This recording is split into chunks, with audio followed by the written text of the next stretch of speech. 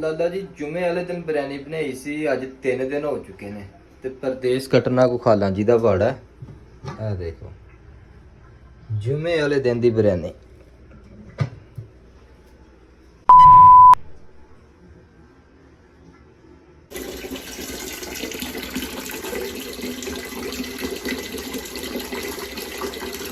हाँ भाई पाकिस्तानियों, मैं चलना बकाले तो दाल लैन चने की। तो ਤੁਹਾਨੂੰ मैं सऊदी अरब का चनिया का रेट दसना। चनिया की दाल किस तरह किलो है तो तुम कमेंट करके दसो पाकिस्तान के चनिया की दाल किस तरह किलो है। तो मैं ਤੁਹਾਨੂੰ लैके चलना बकाले ते।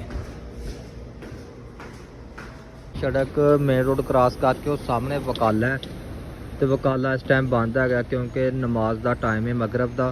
तो थोड़ी देर सानू वेट करने पैना इतने खलो के, बल्कि वेट नहीं करना। मैं डिसाइड किया कि इस साइड से एक होर वकाला उस वकाले से चलने क्योंकि वो वकाला हमेशा खुला ही होंगे। लो जी वकाले ते आए तो वकाले ते चने की दाल वेखी है। ये पैकेट अद्धा किलो का सानू चाहिए किलो दाल। असी लेने 2 पैकेट चने की दाल दे ते रेट ये उत्ते एक्सपायरी डेट लिखी दी है तो प्राइस डेट लिखी दी है। बाकी रेट कोई नहीं लिखे दा, रेट उन्होंने काउंटर पर जाके पता करने। उस तो पहले थोम लेना, थोम ले लेने इतों 1-2 प्याज पैने ने, 2 है थोम दे गंढियां ले लेने। बाकी धनिया की गुच्छी लैनी है, एक धनिया ले लेने इतों। धनिया तो है ही नहीं। तो टमाटर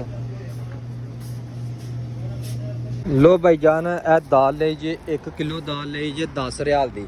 वो कमेंट करके दस्या जे पाकिस्तान का की रेट है। पाकिस्तान चनिया की दाल किस तरह किलो है। सऊदी अरब के 10 रियाल दी किलो जे, ते उत्ते एक्सपायरी डेट भी लिखे दी है।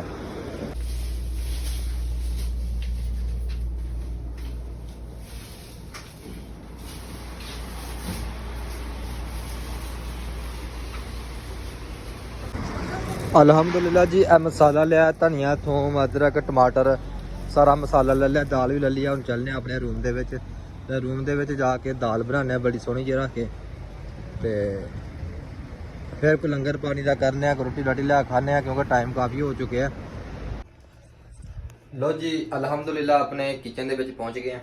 यहाँ देखो जी माशाल्लाह ए साडा किचन है। आ देखो समान समून सारा रखा है, मसाले मसूले रखे ने। पतीला धो के अल्हम्दुलिल्लाह रेडी कर छड़िया। मेरे दाल लिया तक सब्जी लिया तक ना पतीला धो शो के रेडी हो गए। तो उन्हें इस तरह करने कि अपना जल्दी जल्दी पहले मसाला बनाने, फिर दाल में धोने, दाल पकाने।